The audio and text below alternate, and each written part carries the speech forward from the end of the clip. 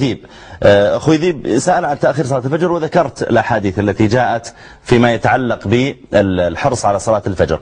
أنا أعلم أن أخي ذيب وغيره من المسلمين لا يرغبون عن النوم عن صلاة الفجر، ويشتد عليهم الأمر ويحزن إذا نام عن الصلاة، ولولا أنه يحزن ولا كان ما اتصل يسأل كيف يستطيع أن يستيقظ.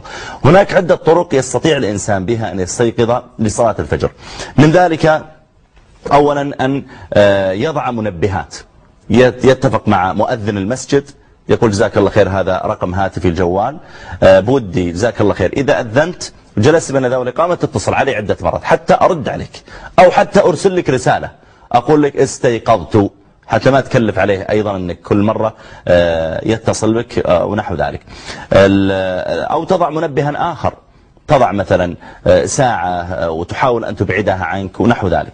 الأمر الثاني أن لا يثقل الإنسان في العشاء، لأن إذا ثقل في الأكل ثقل نومه تبعا لذلك. الأمر الثالث أن لا ينام متأخرا، والنوم متأخرا إذا أدى إلى تفويت صلاة الفجر فقد أدى إلى محرم، وبالتالي يكون السهر محرما. والنبي صلى الله عليه وسلم نهى عن السمر بعد صلاة العشاء كما في البخاري، والسمر يعني السهر بعد صلاة العشاء إلا في ملاعبة زوجة، محادثة زوجة، أو مسامرة ضيف، أو في شيء من شؤون المسلمين. أما إنسان يسهر يتابع مباراة ولا يتابع مسلسل أو يلعب يعني ورق وكوتشينة ونحو ذلك ثم يضيع الصلاة، فهذا لا يجوز بإجماع العلماء، ولا بد أنه ينام مبكرا.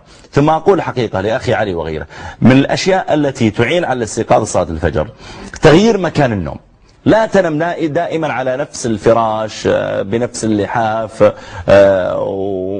وإذا كنت متزوجا بجانب زوجتك ونحو ذلك. حاول أنك تغير، يعني لأجل ألا تستغرق في النوم 100%، تستغرق إلى 70%. نم يوم من الأيام على الأرض من غير فراش تحتك، فقط مخده وشرشف مثلا، حتى ما تستغرق في النوم 100%.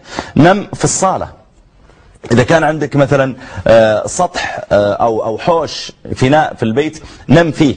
تغيير المكان يستطيع به الإنسان بإذن الله تعالى أن لا يصبح نومه ثقيلا، وبالتالي أول ما يرن الهاتف عنده أو ترن الساعة ونحو ذلك تجد أنه يستيقظ مباشرة للصلاة، إضافة إلى أن ينام طاهرا، إضافة إلى أن يدعو الله تعالى قبل النوم، يقول يا رب العالمين يا من لا تأخذه سنة ولا نوم، اللهم أعني على الاستيقاظ، أنت سبحانك الذي لا تغفل ولا تنام، ونحن عباد ضعفاء ننام، اللهم فأسألك أن تعيننا على الاستيقاظ.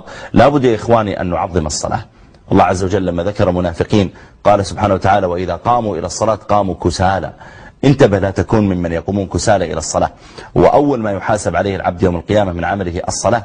أول ما العبادة الوحيدة التي فرضت في السماء هي الصلاة. العبادة الوحيدة التي رددها النبي صلى الله عليه وآله وسلم وهو يموت هي الصلاة.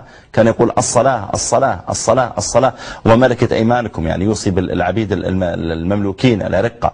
فلا بد أن تعظم أمر صلاتك يا أخي، حتى لو تنام في المسجد لأجل الاستيقاظ. أنا أعرف عن أحدهم كان نومه ثقيلا ولا يستطيع أن يستيقظ، ووصل به الحال يا جماعة أنه ينام في الحوش